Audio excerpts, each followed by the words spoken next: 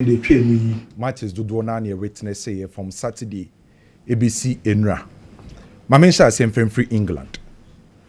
I was St James Park. Manchester United could lose 4-1 against Newcastle.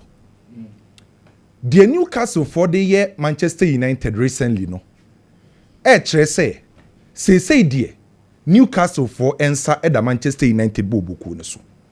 Because we share Manchester United ni Newcastle omo last 6 games are Manchester win mu baako pe and mu 5 Newcastle win. So how Newcastle dominating Manchester United recently. And for the first time since 1931 Newcastle for it me a double league over Manchester United. Our match Manchester United home and away. The last time you say Newcastle ye be Manchester United 1931. And to say dear Manchester United in Newcastle games, you know, is so clear say Newcastle dominating Manchester United. But again, game na me witness say, you know, idea na amorum di ra game you know na enye bad. By problem ni say profiles now person mo execute sa approach you know, was wrong. Because Manchester United if it is say amorum before bobuku no, ayene 3 back na obo. Against Newcastle, the coach ni decided so obey na say se obone 3 back no eye learn euro and they operate as a left center back. Mazraoui as the right center back. And the 3 defenders and answer 3 back no do ogina finfin a kwesi broni beka so ye sweeper no na ye Lindelof. Anytime be a Manchester United be initiate attack no coach no instruct Lindelof say se omo attack bia na on free tire ho na on beka Manuel Ugarte ho e won finfin ho eno na be allow Christian Eriksen so betima push akonanim no akoka Bruno Fernandes and Garnacho. So anytime be a Manchester United for be build up on be sha say so mba attack bia no abrantie friend say Lindelof e was obeka Manuel Ugarte ho na omo dane the 2 deep central midfielders are omo the be sha say dictate the game a progress the game at the Manchester United.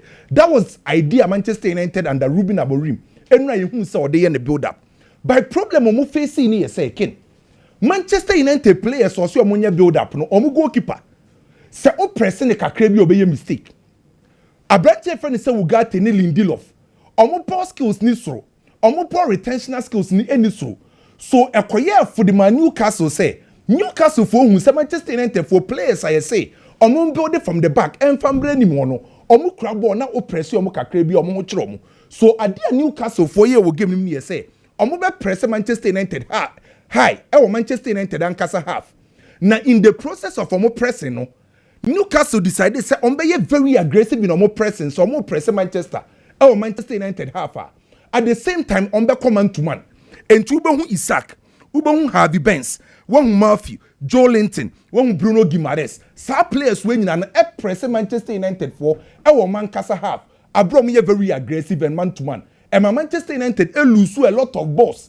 And Manchester United a lot of mistakes and errors. Mankasa chiro because players I say omon build up no omu kra ball na o press your man on be panic on be mistake. And tikin onim asere se me wo game nim.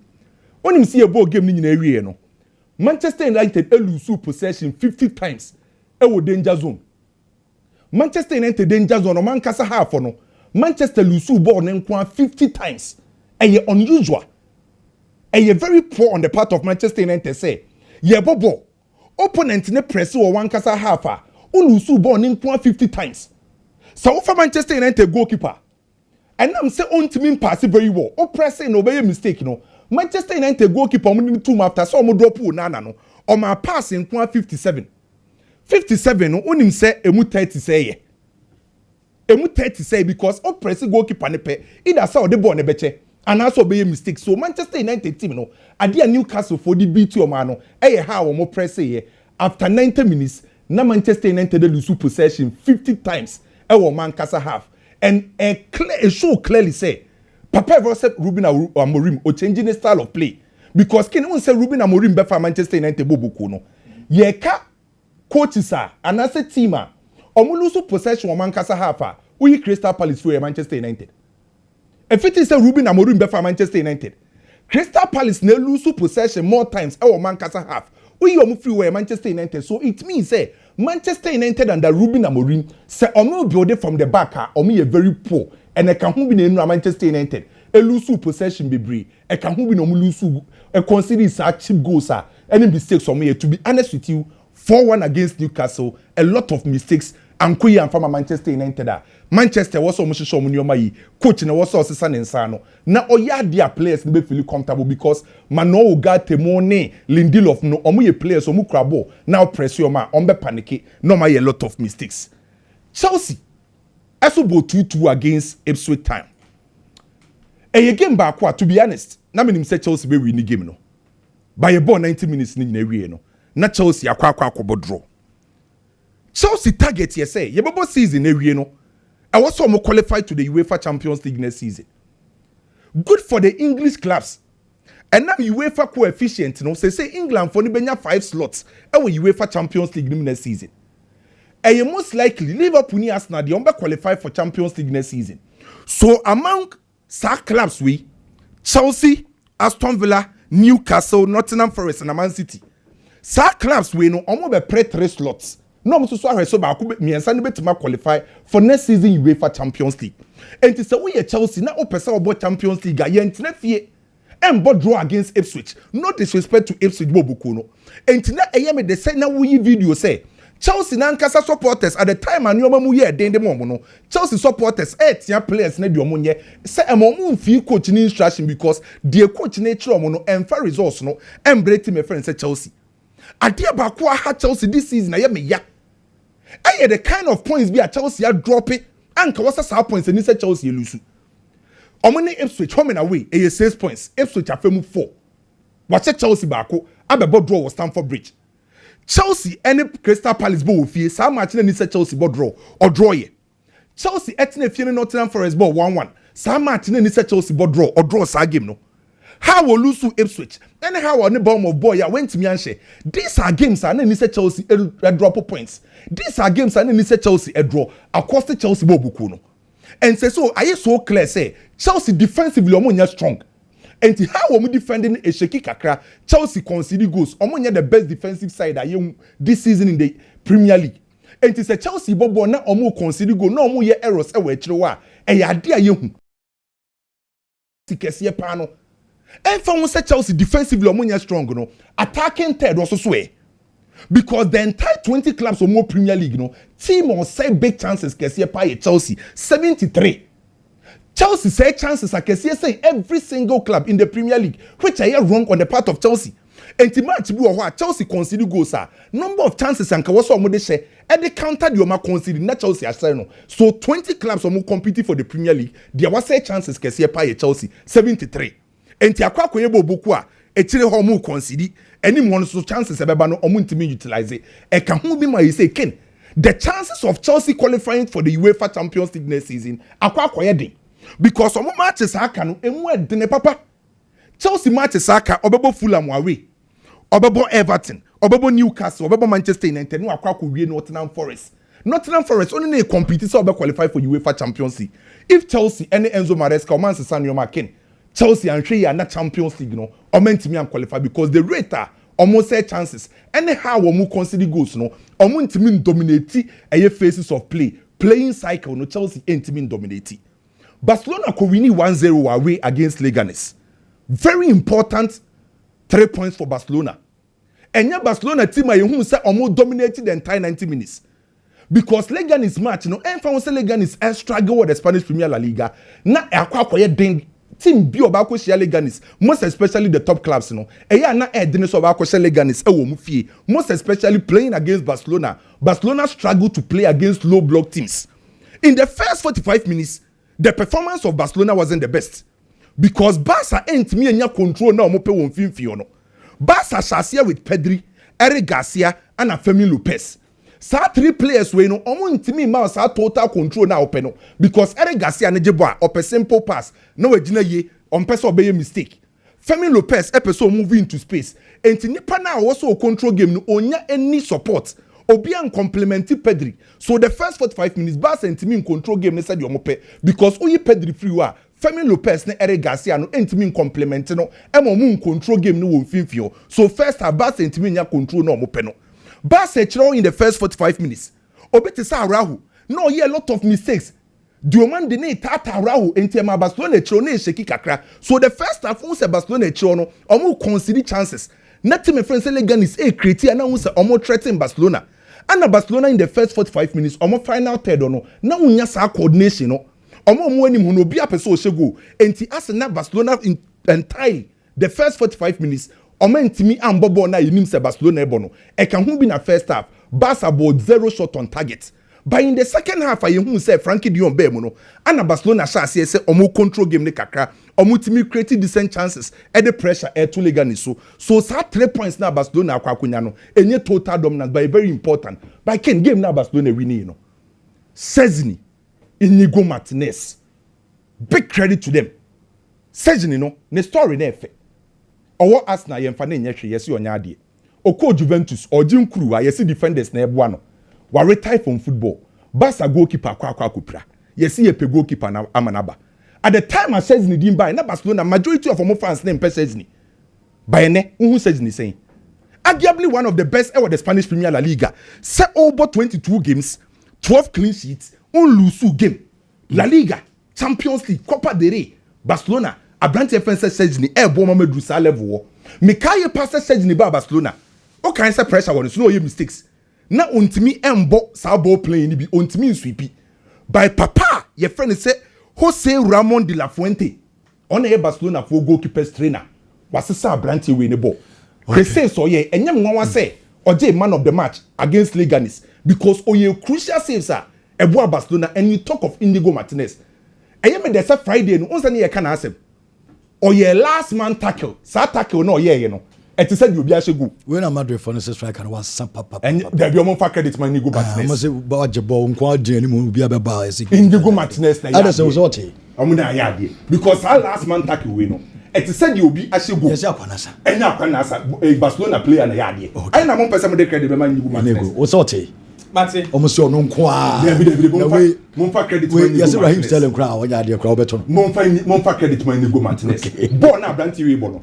Na Barcelona echiro no na omu leader e ya Rahu ana Kubasi e future by say adane omu leader we echiro abeye Inigo Martinez and it's two players no Szczesny Inigo Martinez 3 points ne dey to me omu na ye adwuma ni na but I say Kwame Inigo Martinez no Barca omu best players in ba ko ni this season na say oya Unsung hero na ase nko fa adwuma na so bebre yes say we defend better.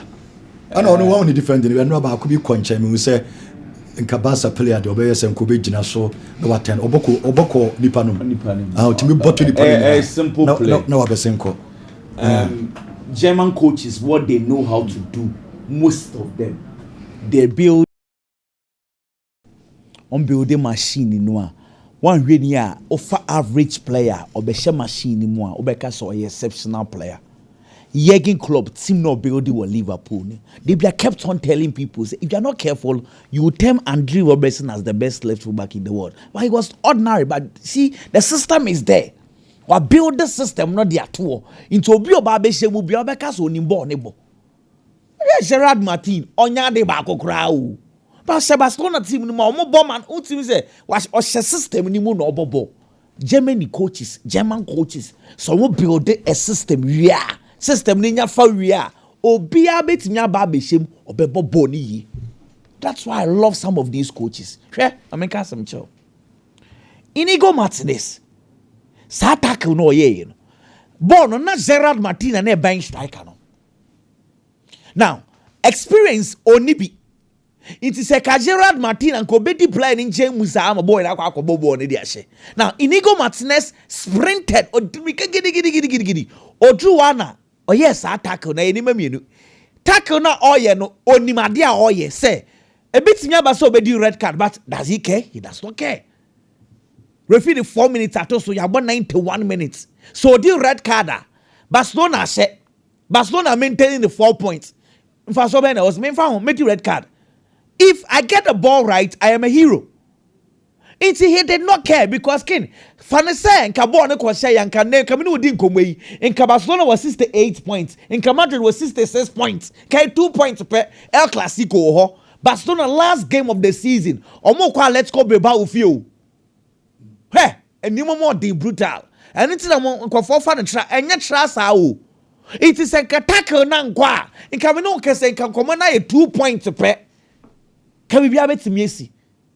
It's everything about that game had to do with Inigo Martinez because I started game 12 minutes. Buena Oshe Lehanis number 10 Raba or Fabobi Danny no chain for wings view and then first chance Omunya ya Antimera Eko Boya who was such a difficult game. Such games you need or plus individual skills be. We a Gerard Martin inexperience anka Eko Nenso so per the experience of Inigo Martinez, that crucial 2 points. You may see, we have a discussion about our 2 points, and that 2 points, a player winner their mom. Madrid ni Alaves. Anyone you know na me worker. Come, Ken. Me you too worried about Rodrigo Goes ni goes no.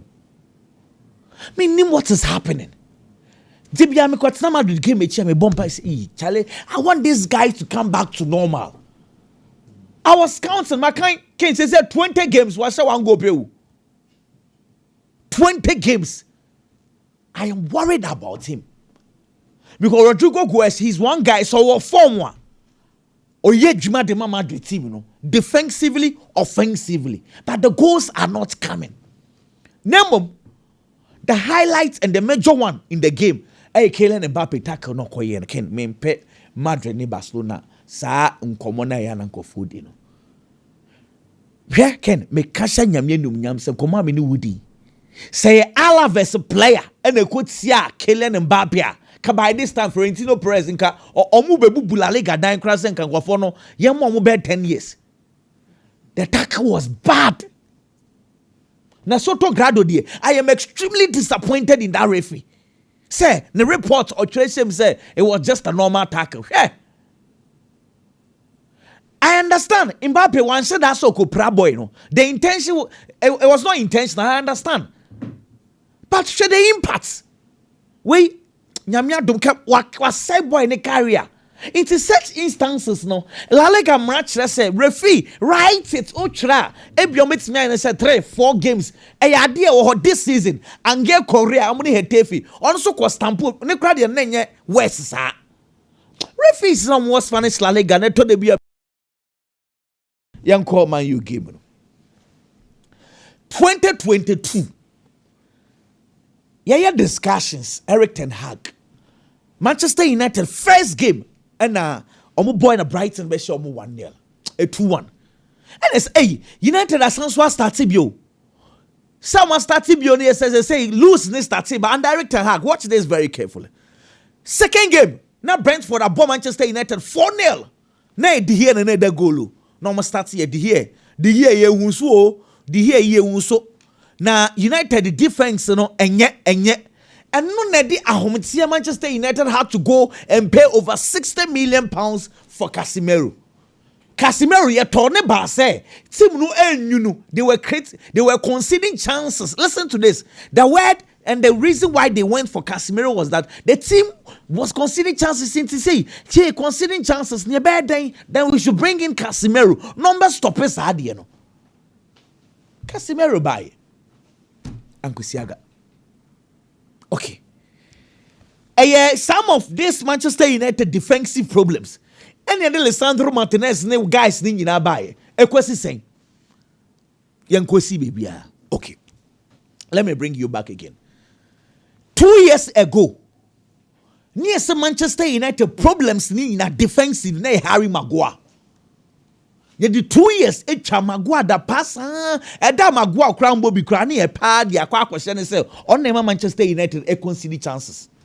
Say enye Maguire bio. Andrew Onana. When are we going to stop individualizing Manchester United's problems? I want to ask these questions. I understand. Onana no dey say we losing the form. But individualism. Let's look at the solution. So let's look at the problems once and for all. Because last year, Ken, what him say a season, Manchester United share 57 goals, conceded 58 goals last year. Amorim ba ye was 49 goals, was conceded 48 goals. Ten Hag the same, Amorim the same.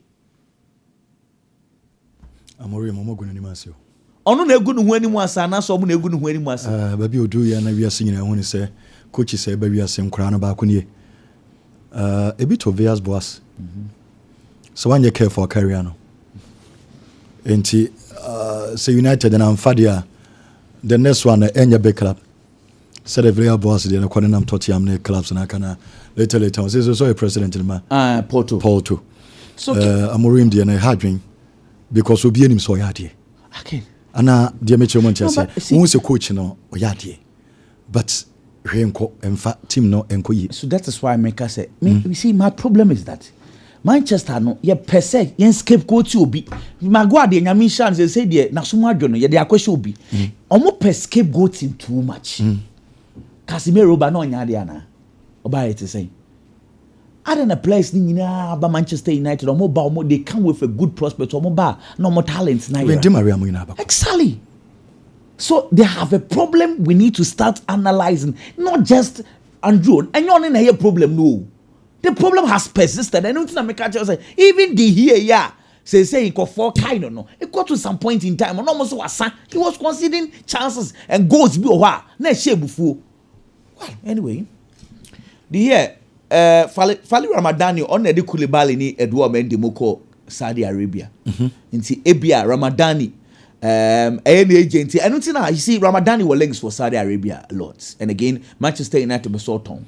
And no about Trafford in the so I mean about current yes Saudi bets me on 35 40 so almost on 50 yeah so say the unya 50 unya be 40 cry you take it Onana what me I want him to leave he should leave you say that's a bit obi record na for na all ba no we are just hoping Saudi and Saudi Anka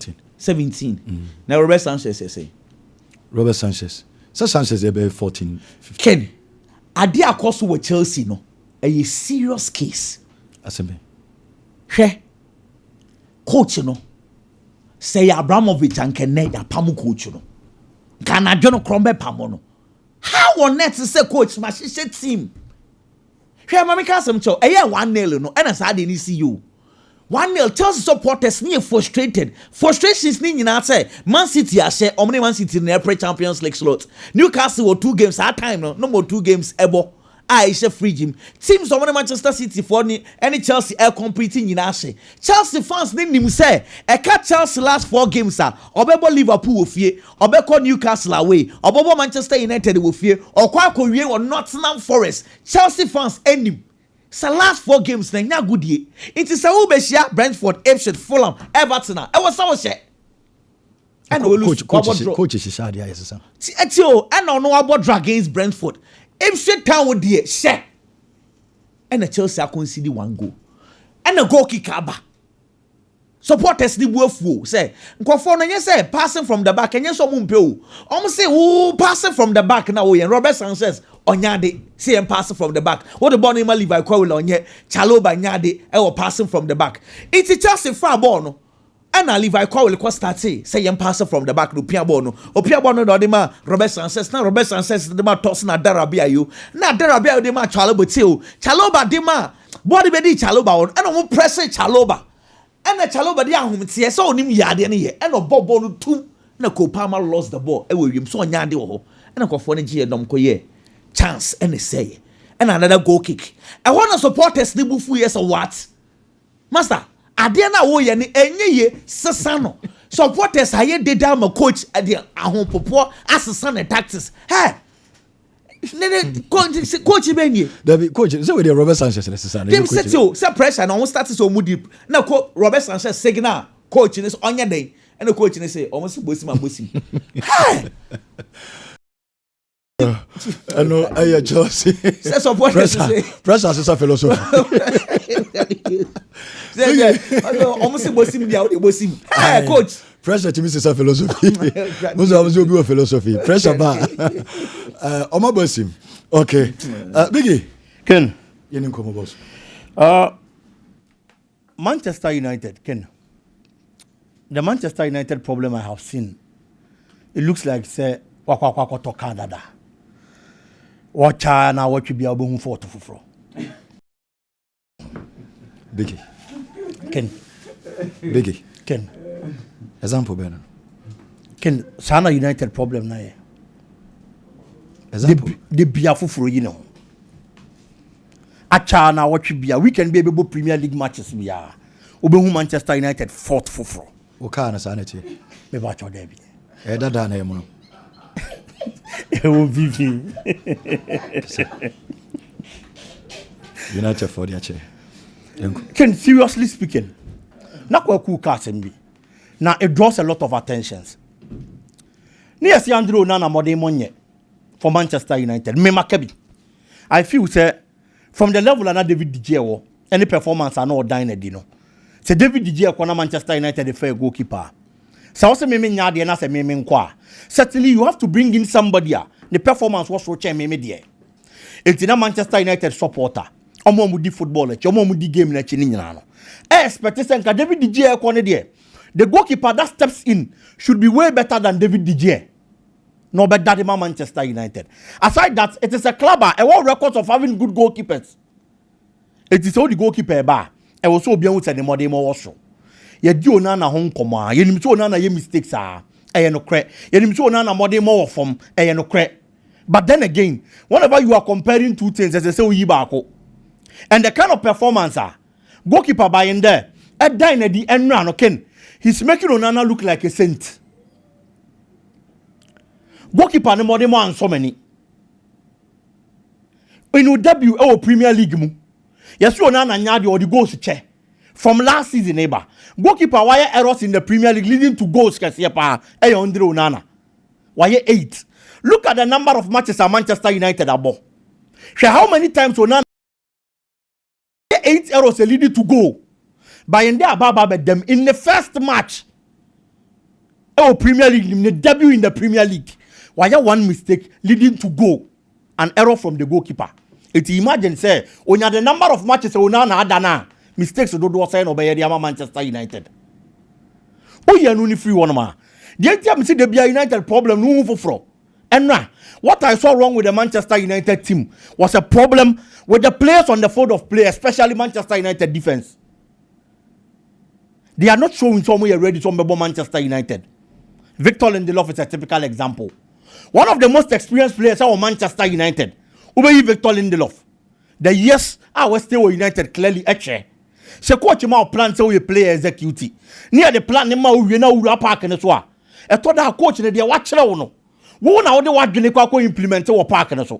Hwe kwa ye first one Newcastle share the first goal.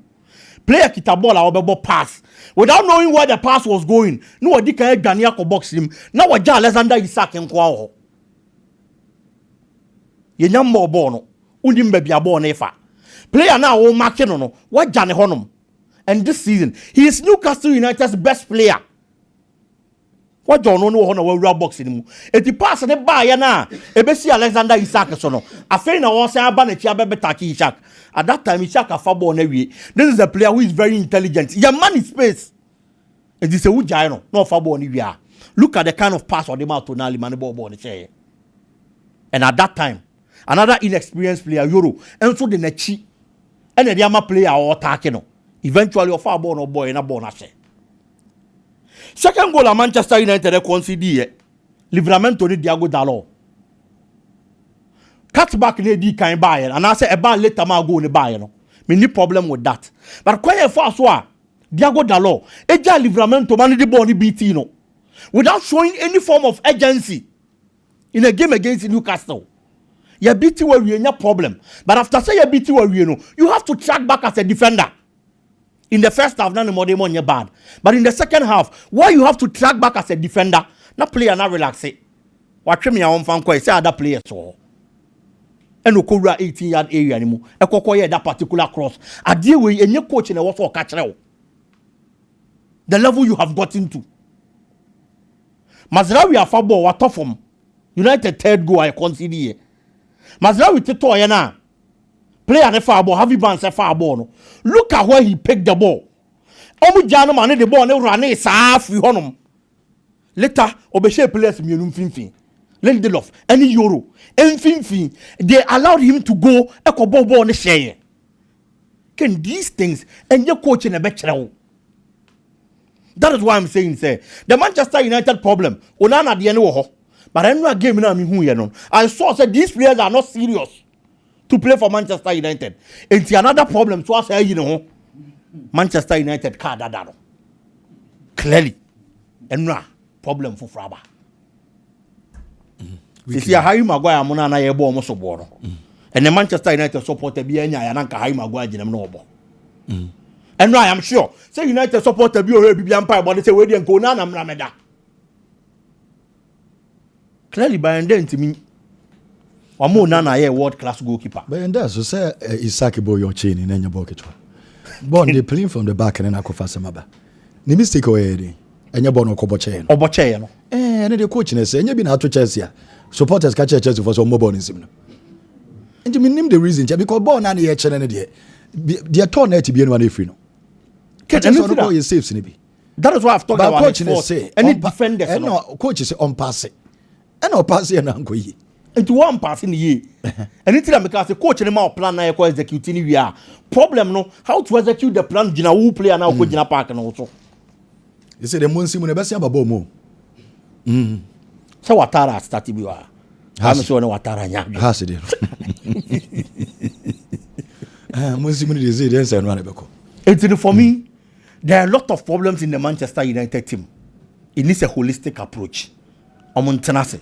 No more requirement team in the because I am sure they have given up on this particular season. And then Tina coach and then drink and then attention at Europa and so on. Because he feels that is the only way to watch Champions League. Now if you want to betray Eddie Ashisheni team no. Can Kakebi on air Arsenal. Me Arsenal and Brentford nibi. Now adia ba kwa me hu ya manage ye say in almost every game I over here after certain key players April or Arsenal no. Arteta tries to build an all-round team. Thomas Partey and a right back on the day. Partey on several occasions. But what I fast for Arsenal a go against Brentford. Time a counter attack and by most of the time. Nkawbenya players are your forward line players. And uncommon call for the run. But in this instance, Declan Peke Bono, it was Thomas Partey. Running. Yes. Player any usual of him. So no need take that kind of step. And they take that step and eventually pass in the corner, he was able to execute it. Madrid for a casa, Thomas Partey casa. The confidence in the Arsenal camp is growing. Now me feel some committee me the 3 maximum points to build the momentum to play the Real Madrid game. Unfortunately, but at least that kind of performance, and the all-round team and Mikel Arteta air building, Jakub Kivior, who has been a bench warmer, any opportunity, and in every game he plays, he gives you something good to talk about. And I believe say on Wednesday we are in to watch something good between Real Madrid and Arsenal. That draw, and Madrid no, I am happy say Partey no match. These are players that have played to that level. Wabakwa could do Champions League in the finals, and he has that kind of confidence. Or inspire other players, going into that particular game. Beautiful football on Wednesday in Shekin. Okay, I know a biggie.